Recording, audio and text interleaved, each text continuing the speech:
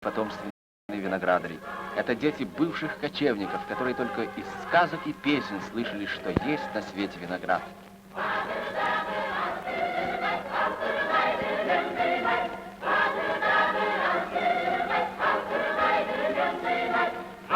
Киргизские колхозники стали садоводами, и их сады, осыпанные золотыми яблоками, дают обильный урожай.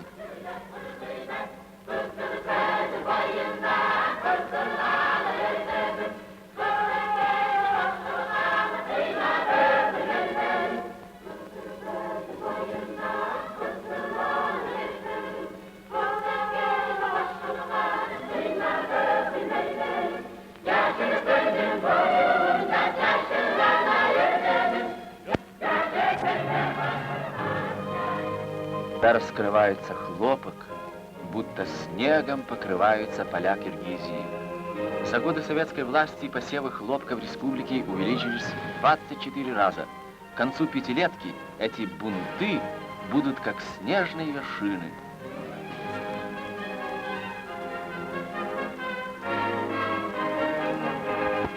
Знаменитая свекловичница Керембюбю Шапокова. Ее муж, один из 28 панфиловцев, герой Советского Союза Душенкул Шапоков, погиб на рубеже под Москвой, не пропустив врага в столицу Родины. И когда депутат Верховного Совета СССР Шапокова приезжает на сессию в Москву, она все свободные от государственных дел часы просиживает на могиле мужа. Печать печали на ее лице. Но это не та печаль, которая разбивает сердца, а та печаль, которая закаляет навеки сердца. Ее звено даже в самые тяжелые годы войны собирало с гектара 700 центнеров свеклы. Председатель колхоза Барабань Джусумбаев, которому даже большие урожаи кажутся маленькими. Мало 700, надо 1000.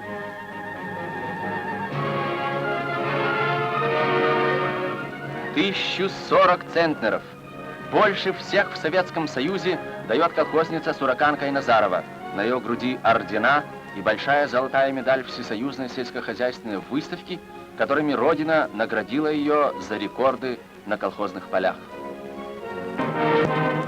Долина Сахар, так называют долину Чу. Здесь, среди свекловичных плантаций, построены сахарные заводы.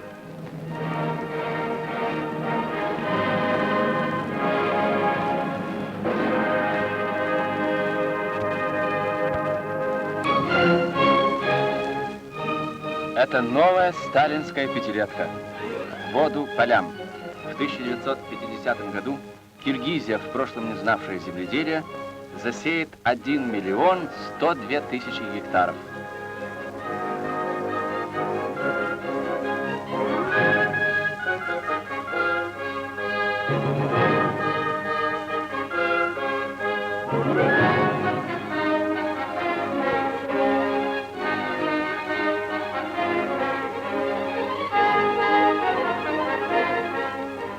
Вы в последний раз видите эту каменную впадину.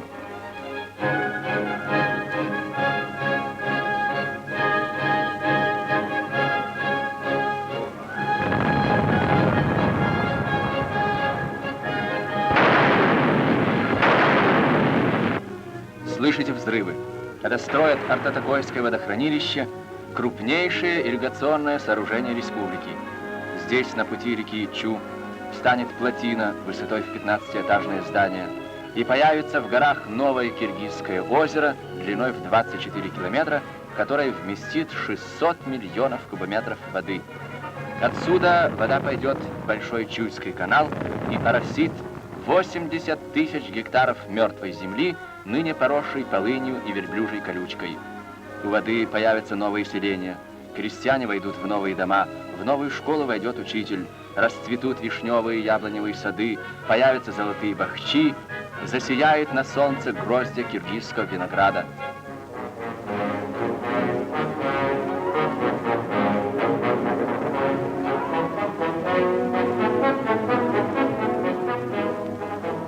На строительстве Пржевальской гидроэлектростанции. К концу этой пятилетки в Киргизии будут воздвигнуты Ворошиловская 2, Аламединская 2 и 3, Токмакская, Таласская, Джалалабадская гидроэлектростанции и свыше 100 сельских гидростанций.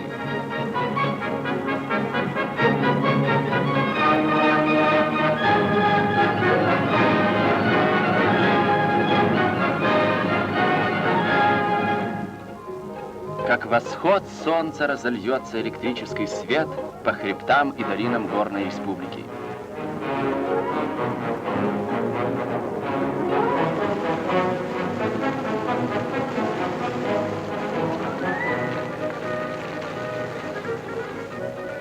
Железная дорога Кант-Рыбачья. Скал через бурные реки и потоки к озеру Иссык-Куль.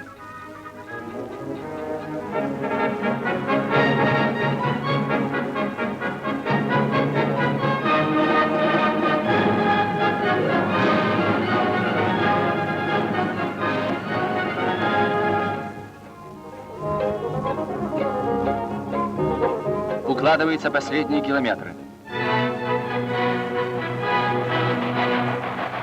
По этой дороге пойдет уголь Джергалана, хлеб иссык-кульских полей, скот Тянь-Шаня.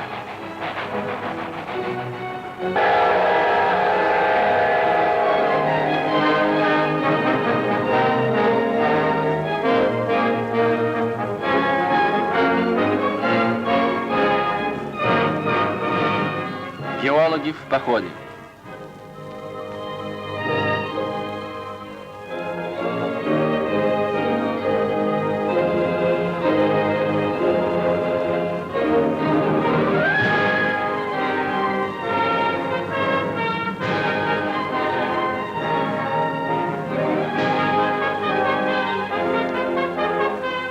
На самолетах, на машинах, где машине не проехать, на конях, где коню не пройти пешком, где и пешком не пройти ползком.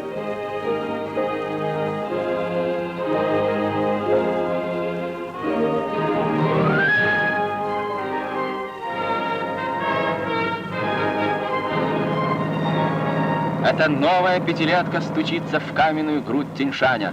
Уже найдено в горах Киргизии уголь, нефть, свинец, олово, сурьма, ртуть, молибден, железо, медь, мышьяк, сера, золото, серебро и еще многое другое.